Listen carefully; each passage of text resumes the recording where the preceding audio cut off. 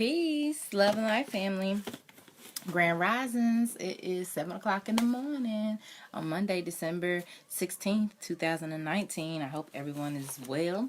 So I love reading on my live. But last night before bed, I did something different. Instead of watching TV or something like that, I was just really focused on tuning in. So I was doing a little bit of stretching, and I realized stretching be hurting like when you're not consistent. This is why I don't participate in yoga as much, because my body is just be aching, honey. But mind over matter.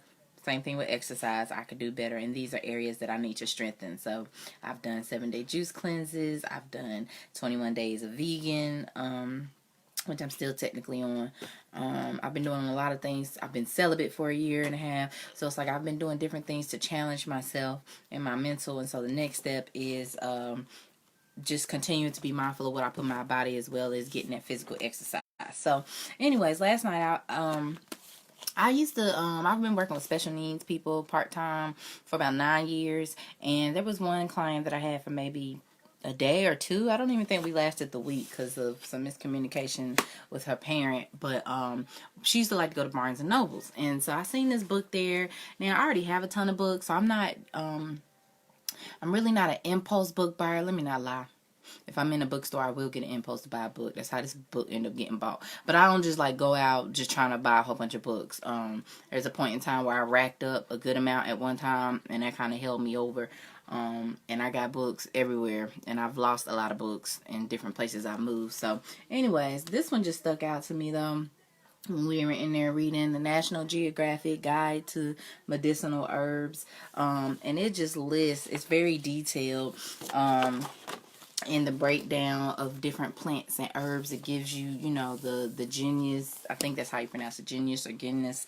It gives you its proper name, not what we know it as, but scientific name. And it just goes into just the different medical information, basic stuff about the plants, timelines of how it's being used. So I've been learning historical stuff about this, like stuff that was shipped and imported to different countries and what was being taxed and all of that. So I where I had my note, these are some other things I've purchased before, just talking about herbs and stuff like that.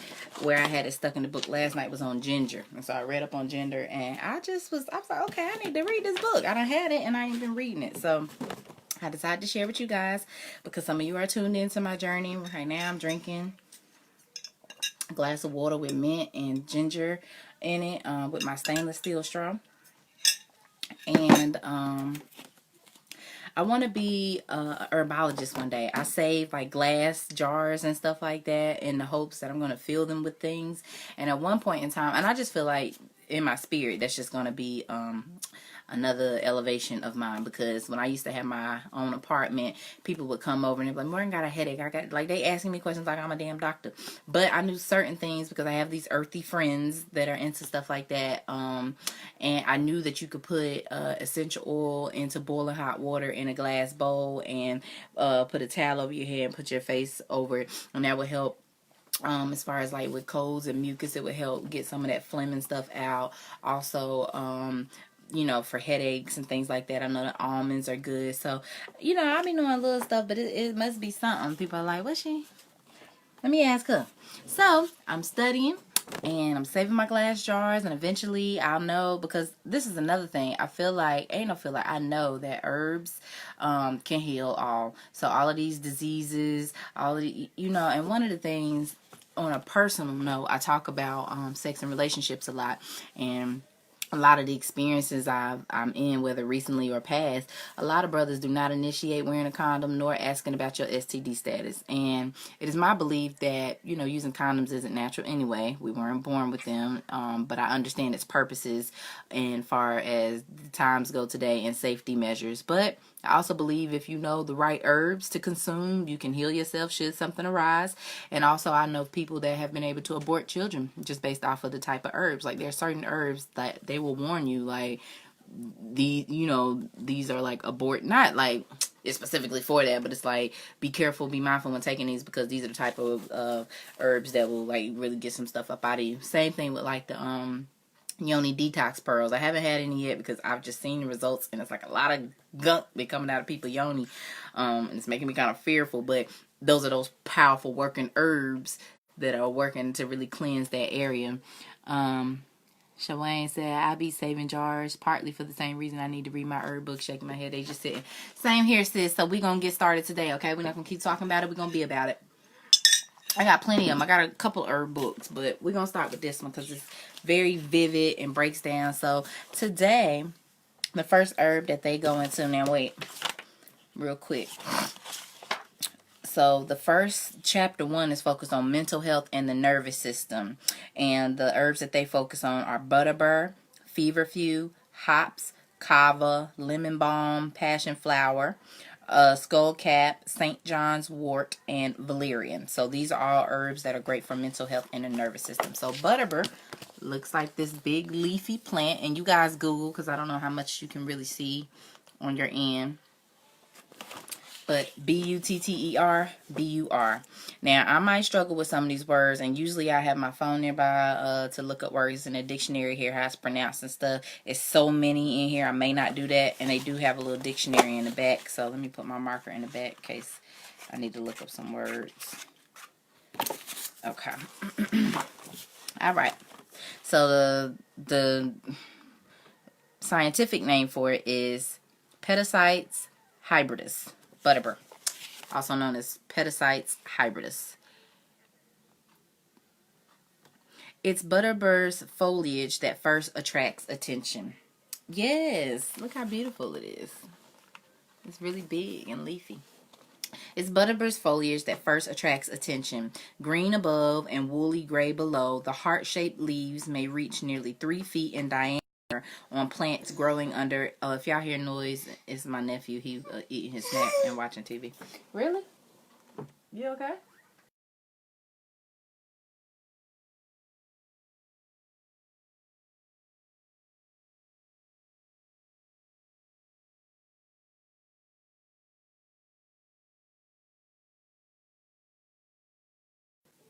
Okay, my iPad keep freezing. All right, so green above and woolly gray below, the heart-shaped leaves may reach nearly 3 feet in diameter on plants growing under ideal conditions on marshy ground. Scientific names often capture the essence of a plant's appearance, and pedicites is no exception. The word is derived from the Greek pedicos, which refers to a type of hat with a broad brim. Okay, so that's knowledge. A lot of plants are named after what they look like. Okay. In some parts of Butterbur's range, its leaves are still used as impromptu umbrellas and sunshades. Y'all, I'm gonna post a picture later. I made me a shade hat one time. I was somewhere, I think in Durham or something, for an event. It was hot, the sun was shining bright, and I took a few of them, tied them together, and made me a little sunshade hat, honey. I'm pretty sure it was a Butterbur because it was just like that. I'm gonna post a picture later. And so for those of y'all that tuned in, can see what I'm talking about. All right, so the word is derived from the Greek pedicos, which refers to a type of hat with a broad brim. In some parts of Butterbur's range, its leaves are still used as impromptu umbrellas and sunshades. Butterbur leaves were once used to wrap fresh butter in summer as it was taken from the churn, and this may account for its most familiar common name. Over the centuries, Butterbur has been known by other names. Coughwort is one that is well deserved, as the plant has been used for millennia to relieve coughs and various other respiratory conditions. Butterbur has been used medically for at least 2,000 years. The ancient Greeks used it to treat asthma. In medieval Europe, infusions of Butterbur roots or leaves were a remedy for treating coughs, hoarseness, bronchial infections, and urinary tract complaints, and to expel intestinal worms. It was given to lower fever and calm intestinal ailments. In the 1600s, fresh Butterbur leaves went into poultices that were applied to swellings, painful joints, cramped muscles, rashes, wounds, and other irritations. Now, they have in bold the word infusions and poultices for those who may not know. So let's see what the definition is. I use context clues most of the time. So an infusion is a tea made by steeping an herb in hot water. And a poultice is a preparation of fresh, moistened, or crushed dried herbs applied externally. So, it was given to lower fevers. In the 1600s, fresh butterbur leaves went into poultices that were applied to swellings, painful joints, so put into something to put on the outside of the body, rashes, wounds, and other irritations. People even smoked dried butterbur roots or leaves to relieve nagging coughs. The number of ailments for which butterbur is used in modern herbal medicine is considerable. One of its primary therapeutic applications is in treating migraines and headaches. Good to know. Butterbur extract may help reduce the frequency of migraines as well as their duration and intensity. What's an extract? It has it highlighted. An extract is a concentrated active constituent that is obtained from a plant using a solvent such as ethanol or water. Okay. So butterbur extract may help reduce the frequency of migraines as well as their duration and intensity. It may also help prevent migraines from occurring. Herbal practitioners also recommend butterbur as a treatment for the symptoms of seasonal allergies without the drowsiness and other side effects associated with taking antihistamines. That's in bold, but we know what that is. And today, as in the past, butterbur is still taken to relieve joint pain, to soothe coughs and bronchitis, and to ease irritations of the small intestine. So I'm going to read down here. Got like a little timeline of stuff. So I'm going to read that. The gargantuan leaves and creeping rhizomes of butterbur are sources of an extract for reducing migraine pain. Okay, so pretty much the bottom of the leaf and the root. Because I believe that's another word for rhizomes. Because when I was reading up on ginger, it kept referring to the roots as rhizome. The ginger part that we eat is the root or the rhizome, and it actually has a flowering, budding plant that comes above it, which I didn't know. Okay, so in 1633, English herbalist J. Gerard totus butterbur as wine as a sovereign medicine. In 1951, reports butterbur lead to a resurgence of interest in its medicinal properties. 1954, in The Lord of the Rings, the Prancing Pony's innkeeper is named Barliman Butterbur. And in 97, commercial preparations derived from butterbur become available in the U.S. Okay, so this is another picture of it. You saw the big green leafy version. This picture says butterbur's striking lavender flowers emerge in early spring, shortly before the leaves make their appearance. Okay, so that's how it looked before the big gargantuan leaves come into play. Before these, you get these. Okay. So its common name is butterbur. Its scientific name is Petacites hybridus. It's the family of plants that it comes from is Asteraceae. I don't know how to pronounce a lot of these. It's spelled Asteraceae.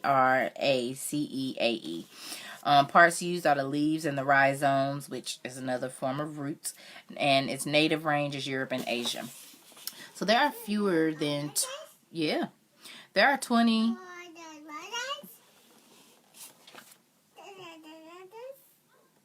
Eat your snack, silly boy. There are fewer than 20. Hold on.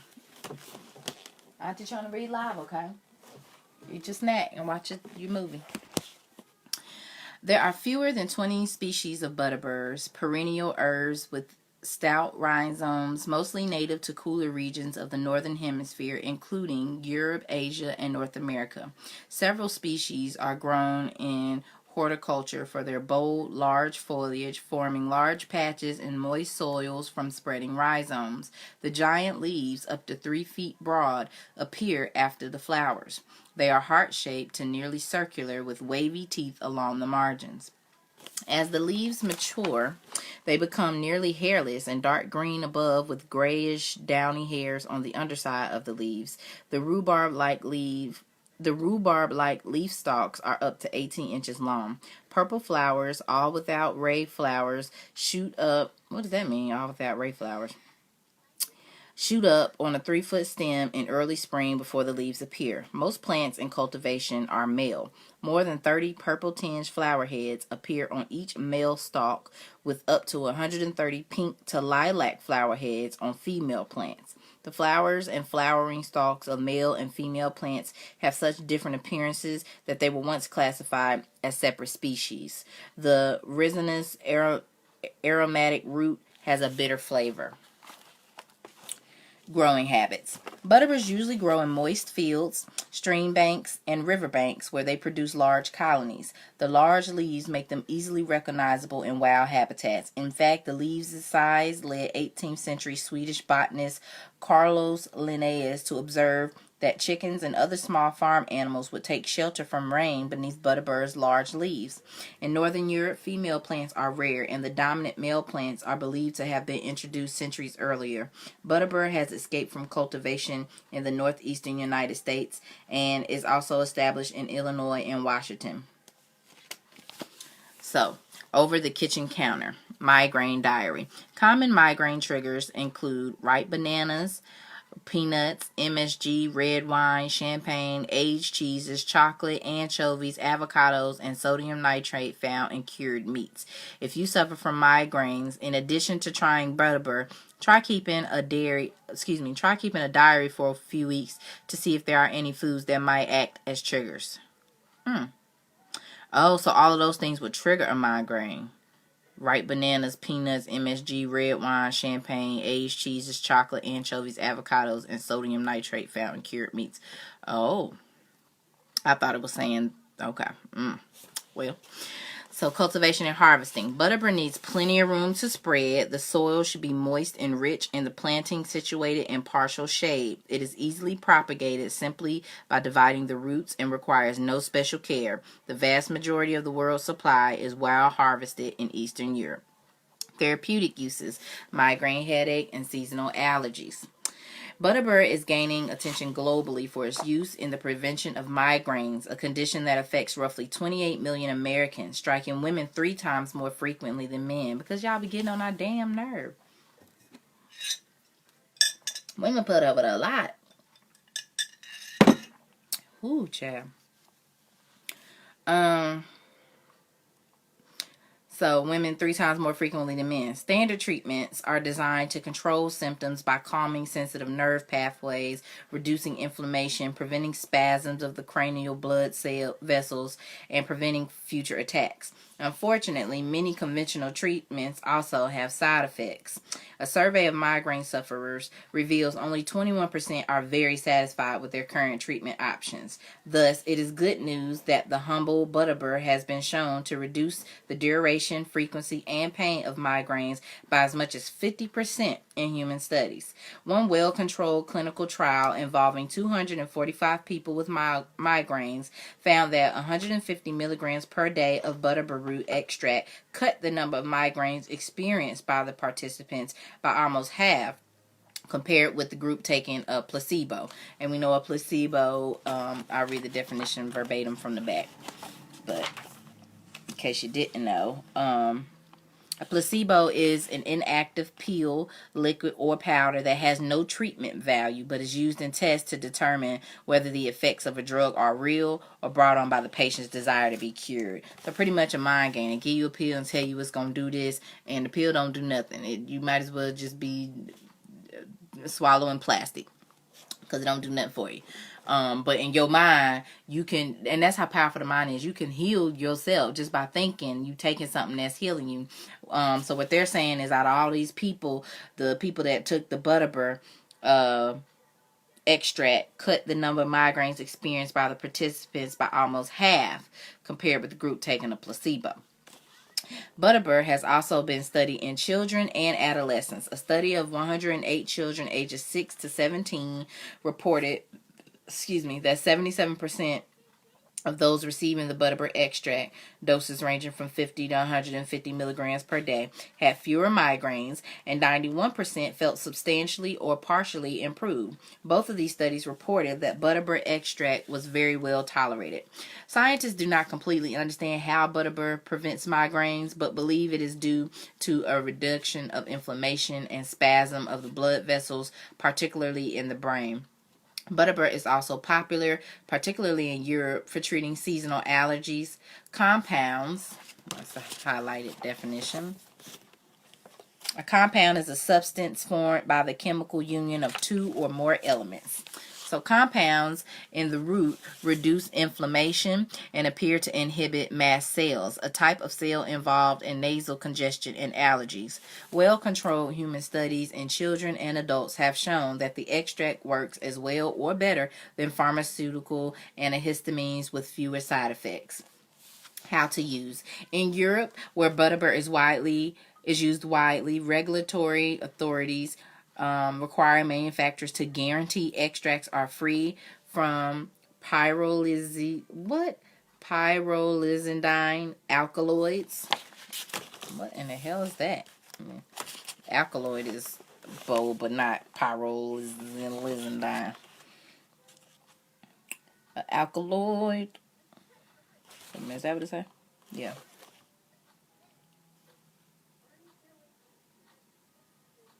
Alkaloid. Any of numerous, usually colorless, complex, and bitter organic bases such as morphine or codeine, containing nitrogen and usually oxygen that occur especially in seed plants. An alkaloid is a basic organic compound with alkaline properties and generally a marked physiological effect on the nervous and circulatory systems.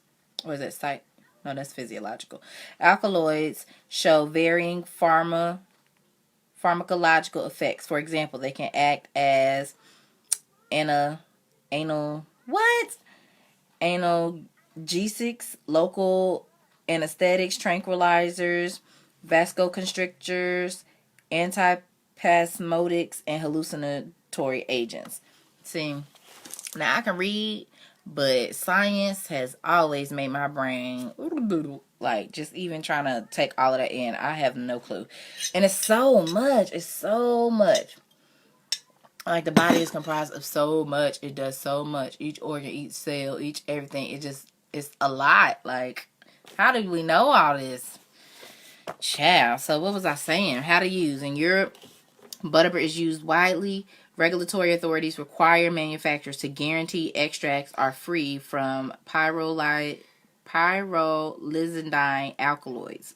Further, a consistent amount of the main active compounds is desirable, so users should look for products that guarantee a minimum of 7.5 milligrams of pesticin and isopesticin. So you could use it in an extract. Okay, extract is the only option they have. Some of them they have like multiple options, but extract is the only way to use this apparently. According to the clinical trials for migraine prevention, the dose is 150 milligrams Butterbur extract per day for 30 days and then 100 milligrams per day for adults and adolescents. For seasonal allergies, the dose for adults is typically 50 to 75 milligrams of the extract taken twice a day. The dose used in the studies for children ages 10 to 12 was 25 milligrams twice daily.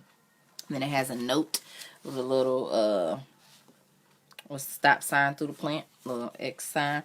Butterbur contains pyrrolizidine alkaloids, a group of compounds that can be toxic to the liver. Only products labeled PA-free should be used. Precautions. Butterbur extracts that are PA-free appear to be quite safer when used as directed. Use of Butterbur in pregnancy and lactation is discouraged. So if you got a headache while you're pregnant, don't take no Butterbur. Okay, so that's what a pyrrolizidine alkaloid is. It's a compound that can be toxic to the liver. Okay, that was a lot. We learning. Should I do another one? I think I am. I think I want to knock out two at a time. Okay, so that was Butterbur. Now we're on to Feverfew.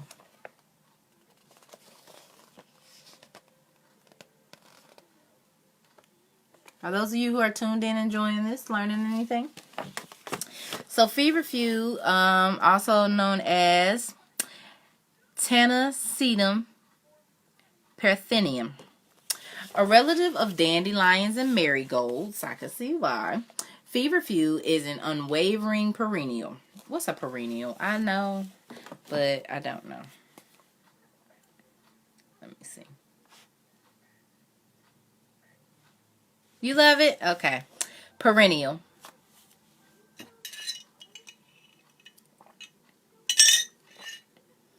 to put this on my YouTube too, sis, in case you never get around to cracking your book open. You can always go back and see what we done learned together. Perennial.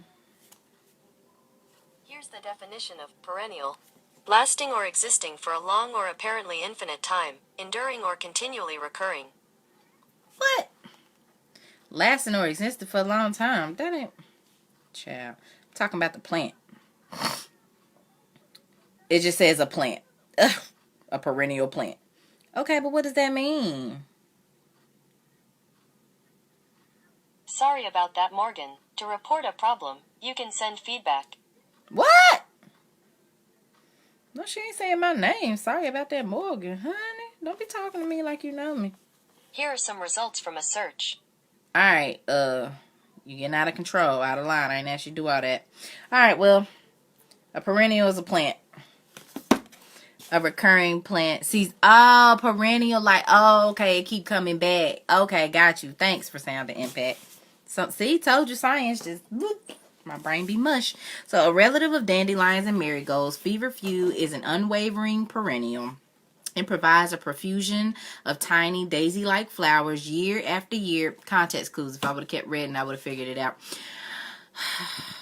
Daisy-like flowers year after year with only minimal attention. The entire plant exudes a strong, bitter scent, and people once believed that growing feverfew around a house was a sure way to purify the air and ward off infection. Feverfew found a place in herbal medicine some 2,000 years ago. Legend has it that the ancient Greeks called feverfew Parthenium because the herb had been used to save the life of someone who fell from the Parthenon in Athens. What is the Parthenon? Hold on. Parthenon. The Parthenon. Here you go. Oh, I didn't know that's what that was called. Let me show y'all. This thing.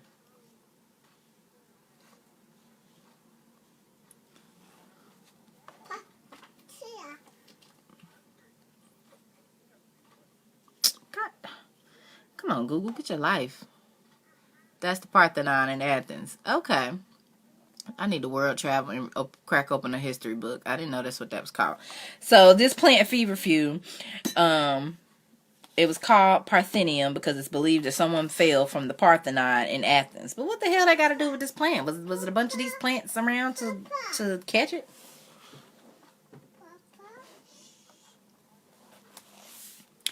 Whatever the treatment, the herb's more recent common name may provide a clue. Feverfew comes from the Latin febris for fever and fugere meaning to chase away. For many centuries, feverfew has indeed been used to chase away fevers, along with a variety of other ailments, including migraine headaches. Okay, so this and Butterbur are good for migraine headaches. The Greeks used Parthenium for more than just fever. How you say his name? Dioscorides, renowned Greek physician of the 1st century AD, recommended the herb for many complaints, including headache, arthritis, and melancholy. It was also something of a woman's herb used to help expel the placenta after childbirth and ease menstrual irregularities. Peace, Grand Risings, everybody. So it was used as a woman's herb used to help expel the placenta after childbirth and ease menstrual irregularities. By the 16th century in Europe, it had become well established as a remedy for headaches, stomach disorders, toothaches, and nerve pain. Europeans introduced feverfew to the Americas, and it was a part of herbal medicine until the early 20th century when it fell into disuse. Interest in feverfew abruptly revived in the 1970s, however, when the wife of a Welsh doctor who suffered from chronic migraines began experimenting with feverfew. After less than a year of eating just a few fresh feverfew leaves each day, her migraine attacks diminished and ultimately ceased. This incident and others sparked intense interest and research in feverfew and its effects. Today, herbal practitioners regularly suggest feverfew as an alternative to conventional medications for migraine headaches, as well as the nausea and vomiting that frequently accompany them. Where are these doctors? Because I don't hear about doctors mentioning herbs versus medicine. They just try to put you straight on the pill. So who are these people talking about? They used it for melancholy. Hold on. Does that mean get high off of it? I'm not sure. Let's see.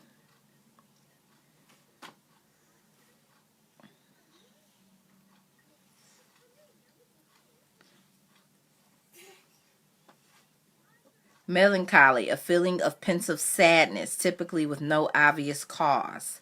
Having a feeling of melancholy, sad and pensive. So probably just like a energetic boost. I don't know about them getting high. It was a remedy for headaches, stomach disorders, toothaches, and nerve pain. Headache, arthritis, and melancholy. I don't know. It probably just helped give them a little more energy, not feel like, a lot of these herbs can help with depression and stuff like that.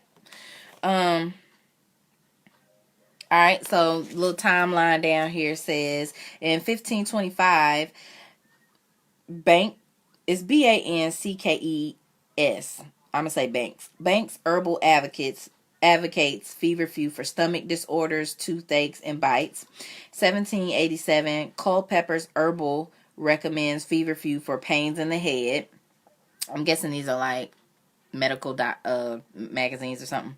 In 1791, the Edinburgh Dispensatory suggests feverfew for hysteria and flatulence.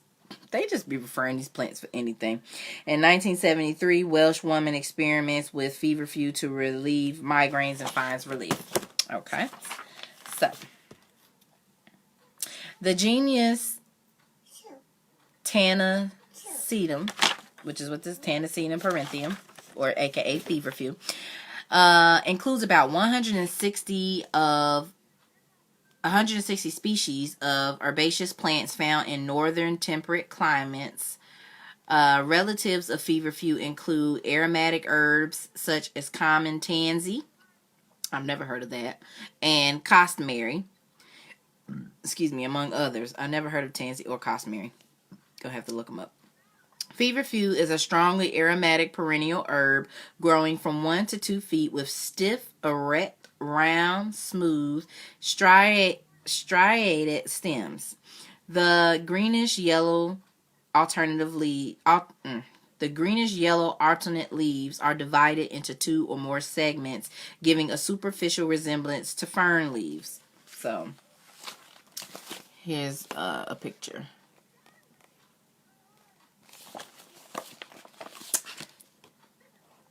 The lower leaves, up to 6 inches long, are oval in outline with 3 to 7 irregular oblong segments further divided into smaller lobes with small rounded teeth or without teeth. And it don't mean teeth, but the jagged edges.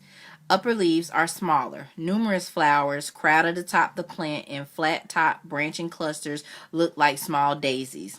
Flowering plants often droop under the weight of the flowering tops. The ray flowers are white, about 3/8 of an inch long, though variable in length, and have 3 small teeth at the end. Feverfew blooms from June through the first frost of the autumn. Growing habits. Feverfew is at home in the mountain scrub and rocky soils of the Balkan Peninsula. Where the hell's the Balkan Peninsula? God, I have so much I don't know. Cultivated for centuries as an ornamental and medicinal plant, it is now naturalized in fields, waste places, and garden edges throughout Europe. Brought to North America by early settlers by the mid-19th century, it has become naturalized throughout the eastern United States, south to South Carolina, and westward from Colorado to the Pacific Coast states. It is also found in eastern and western Canada. Cultivation and Harvesting. Feverfew is an easy-to-grow perennial at home, both in the flower and herb garden. It is not particular about soil type as long as the soil is well drained. Plants can be propagated either by dividing established clumps in spring or fall or by planting seeds. The tiny seeds should be lightly tamped into the soil surface as germination is enhanced by light. Feverfew prefers full sun but will grow in light shade. Commercially, feverfew is grown as a row crop with leaves harvested before the plant comes into bloom. It is produced in Eastern Europe, the United Kingdom, China, and the U.S. The chemistry is highly variable, so commercial growers often select chemotypes, varieties of known chemistry for commercial production to help ensure a product of consistent quality. Its therapeutic uses are for migraine headaches. Modern research, a lot of this, as I've been reading, even when I was doing ginger, it was very repetitive. But, you know, you hear that repetition is the key to learning. So, oh, let me show y'all real quick. I was just scanning through. Did I lose it? I think I lost it. Come back so I can show the people now.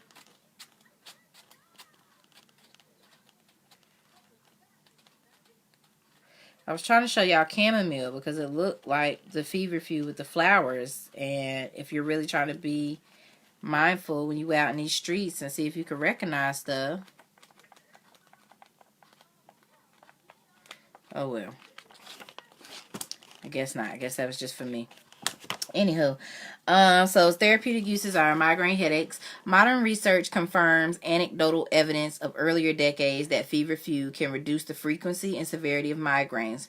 Recent research on its anti-inflammatory properties also supports its historical use in easing menstrual cramps, arthritis, and fevers, but it is the traditional use of feverfew in preventing headaches for which the herb is best known today.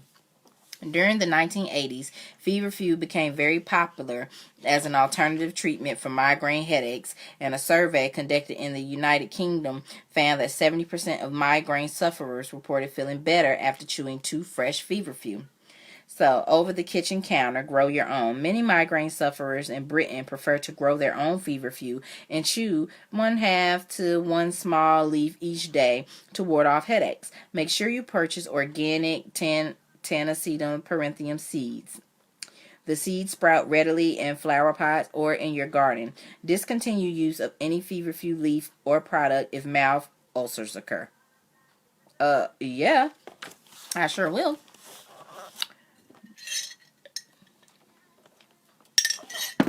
All right. So again, this picture of feverfew. The finely cut leaves and upright stems of feverfew exude a strong aroma that bees apparently do not like. So its common name is feverfew. Its scientific name is Tanacetum parentheum. It comes from the family Asteraceae.